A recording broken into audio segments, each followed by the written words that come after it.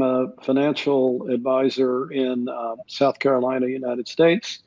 And I primarily look at retirement plans for people 55 plus. And that's my specialty. Help people get to a safe, secure, and improve their taxes for their retirement. All right, that sounds good. So share with us what your situation is, your challenges today that you'd like some insights on. Okay, so I met with a few weeks ago face-to-face. We had a nice meeting. Now I know there's a lot of different opinions out there about annuities, but they are a lifetime income source, and they don't fit everybody. Sure. But they were a great option for this couple. And I mean, I'm a specialist. I do this for years. And, I looked at it and said, hey, have you considered this? And they really hadn't. He was open to it and interested, and we had quite a nice discussion. She sat there like this, arms crossed, started reading her email. She had a computer in front of her. And so we talked about it, and we had a nice talk, and he was really asking me a lot of good questions, and I was doing my best to answer it, and she's sitting there like this. Did you happen by a chance to ask her what she feels about the conversation, or check with her? Yes, yes, I did. I said, I mean, I'm not going to mince words. I mean, we're sitting across at the kitchen table, and I said, looks like you're not interested, you're not bought in, you're not, well, the answer was my mother had a bad experience. Ah, right. So that's personal. So I probably should have asked more about that bad experience right then. However, I think he interrupted and said, well, this is different. And so the conversation took a different turn. Okay, so let's just stop for a second there. Your intuition is right. So what can happen is if you don't address the elephant in the room at that moment, it ends up dragging down the wrong direction. So in retrospect, if we can roll the tape back, yeah, so she's there, arms crossed. She says to you, I had a bad experience.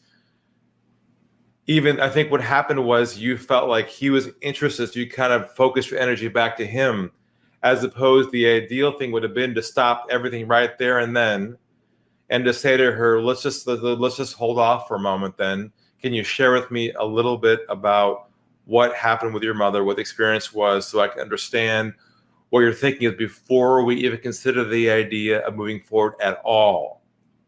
Yep. And that's, this is rewound in my head 100 times since since I knew we were going to be doing this on this Stump the Guru. And I thought that's probably it.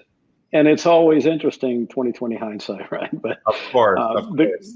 The good news is he's still interested. We're going to meet again. We were meant to meet Friday, but it'll be next Friday.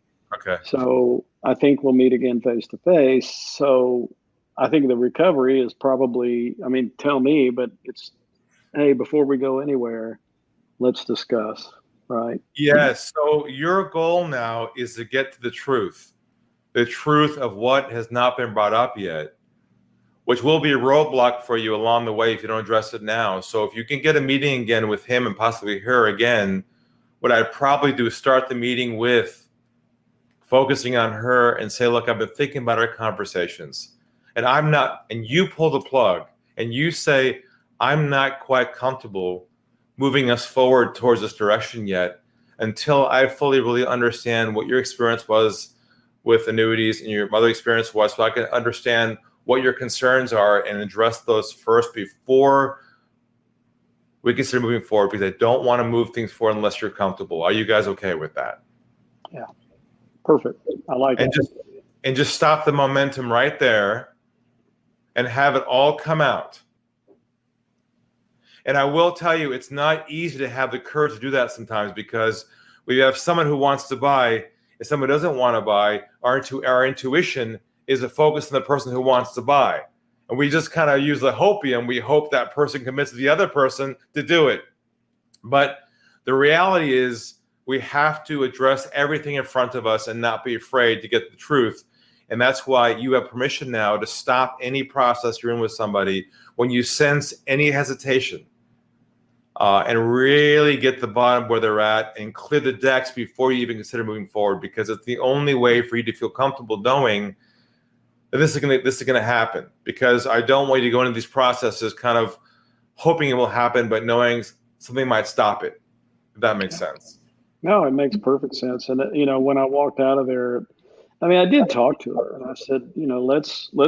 Before I left, we were standing by the door actually, and I remember I said, well, let's make sure that you're comfortable. So I did at least open Sure. that door, and I said, you know, I want to make sure that you're okay, because it's clear you're not. I mean, I didn't mince words. I said it's clear you're not. So I think I have perfect entree to do that. Yes. And I think I just needed here today.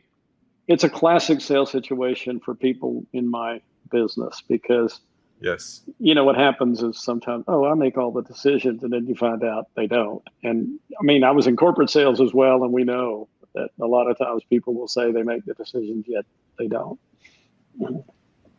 And also, when you do talk with them again, you talk with her, spend some time really understanding what went wrong and what they bought, obviously, and what the miscommunication was. Then address what the actual issue was. Then you can say, oh, I see. Now I understand what went wrong with that situation. What happened was X. And you identify and address the actual problem that occurred.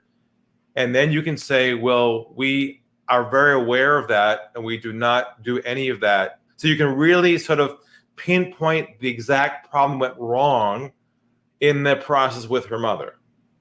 Mm-hmm. Yep. So get into the detail. Go drill into it, you're saying.